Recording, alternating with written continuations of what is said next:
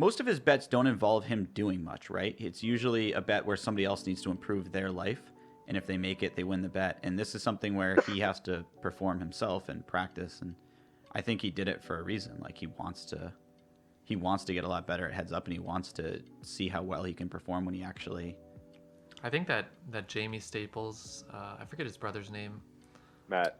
Yeah. Matt and Jamie Staples bet was like really nuts. That Bill gave them. That was a cool bet. That was a super cool bet. Yeah. To get them both to weigh the same amount, and I think Jamie Staples was like, I think there was at least like 100-pound gap between them. Yeah. When it started, yeah. That was a fun bet to sweat. The thing is, like, you have to view some of those bets as not so much like he made a bet trying to win money as much as like he made a free roll for himself where like if the other person wins the bet, he's happy for them and he just like helped them do something really productive in their lives. And if, they lose, he gets money. So whatever. But I really feel like that's his kind of approach to certain things. And it kind of changes your perspective on what he's about, what he's doing when you think about it that way. Yeah. Yeah. I mean, this isn't that though. No, definitely not. That's why I think he's practicing. Right. So you wouldn't play Doug heads up? No. I mean, and he wouldn't play live six max. Like, it's just two totally different worlds. And for me, it's not that I think learning heads up is fruitless. It's obviously worth something, but I think the big takeaway from learning heads up is a lot of game theory principles that you can then extrapolate into other formats. And I'm far enough along in my career where I understand that stuff already. And heads up is relatively dead. Like, if I'm ever playing heads up, it's because there's still a well in the game that I'm playing live that doesn't want to leave and is buried and everybody else gave up. So it's like, I don't really need to have my check raise frequencies in line there to go ahead and have a win rate versus this guy. So someone in the chat said all the pressure's on Landon as he's a small stakes player to play at these high stakes. Like, I assume he plays big live sometimes, right? Like he's played 50, 100 plus, right? Yeah, he's played Poker After Dark 3 times, I think. Yeah, and but very little. But also, it's like he's played 2,500 hands now. At some point, you just adjust to the stakes and like you just start playing poker. You're like, I don't think it's fair to say like, the stakes are really going to bother him, especially after he's sold a. Oh, we got some action. Got him. Wow. I don't think they played a lot of hands. Yeah. Well, I mean, if you do 1-to-1, you don't have to like worry about how many hands is fair. That's or whatever. why I'm saying. Yeah, that's why I'm saying I don't think he laid it. Well, also, I think Action Freak is like sitting PLO every day and no one plays him or whatever. So like, seems fair to give him 1-to-1. Yeah. It's like Galfon could just go play him anyways at 1-to-1 if he wanted to. He beat Action Freak. He beat Chance. Then he beat Chance. And then the Perkins match, like, I think they got in a few hundred hands, maybe a couple thousand. Oh, yeah. Yeah. Perkins found a new guy. Oh, yeah, but the Perkins match was supposed to be, it's a really small amount of hands, right? It's like 10K hands. I mean, it's still a lot of hands to be honest, but it's much less than the other ones. It was like agreed to that it would be at Perkins' leisure too, so it could go a couple years or whatever. As they tend to be. So this is a 3-bet pot, C-bet, small, ace, queen, 4, rainbow, turn, jack, and diamond. Landon's going to lead for 3/4, get called again. River 4, this seems really good for Landon. Might see some shoving here. This was 3-bet pre, and then what size on the flop? Small. Quarter flop, 3/4 turn.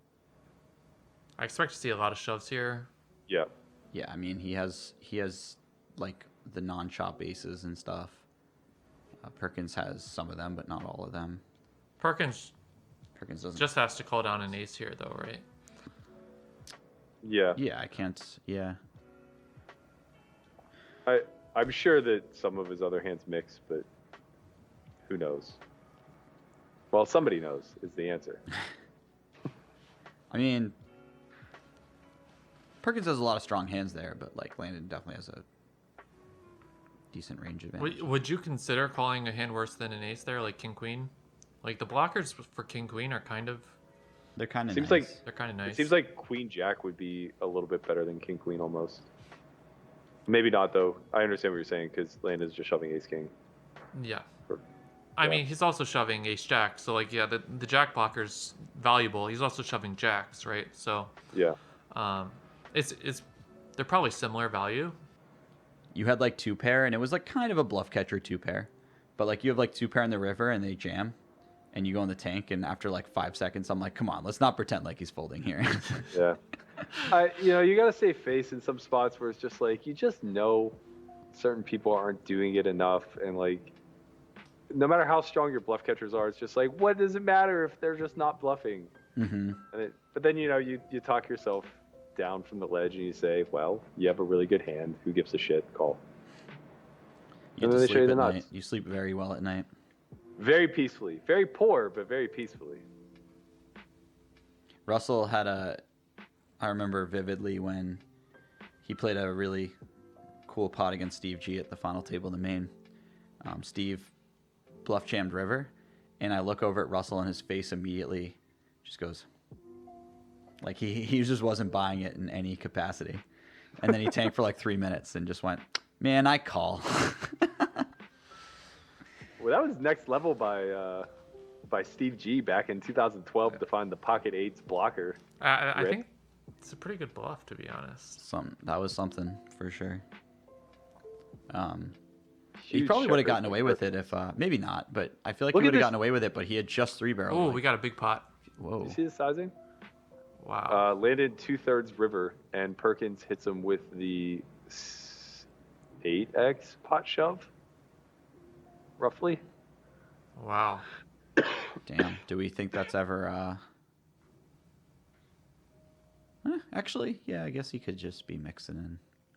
I was gonna say, do we think that's ever in a non-7? But he could just mix in some jacks. Like, Man, a jack seems. I mean, I'm just not gonna bluff catch there. yeah. Against Bill until Proven I have otherwise. some. Until I have some info, you know. Yeah, I'll tell you what. I'm gonna call with a 7 there, and I'm gonna lose to Jack 7, and then it's gonna reinforce in my head that I should just never call there. What do you think, Jesse? Kind of missed the Oh, you did. pre-flop and flop action. Single raise pot, Queen 9/9 rainbow, Check, check. check. Turn deuce of hearts, putting backdoor hearts. The 9 and the deuce are hearts. Mm-hmm. Landon bets 2/3. Perkins calls. River 10 of hearts. Landon bets 1.5x. Perkins just calls. Ace 3 of hearts. A nice portion of Perkins' check back call turn range will be backdoor flush draws. Not like All a huge in. portion, but like more significant than people might think. So We have an all in here. the 1.5 pot bet seems pretty strong on river. Yeah. And I mean, he could certainly like have a lot of flushes and stuff. Well, that's gonna wrap it. The young man did good today. We'll get a final total here shortly, but I think that he won somewhere in the neighborhood of 100 to 110,000, which will put him up somewhere. There it is, 110. That's gonna put him up 125-ish for the overall scoreboard right now. Really big session for Landon. He needed it. It's gonna put him ahead of the spot by almost a full buy-in. It's gonna buy him some time. I'm glad you guys were here for Team Tice to have a good day. Takes a little heat off of me since I'm not allowed to be one-sided and I have to be objective moving forward, apparently. Thank you guys for joining us.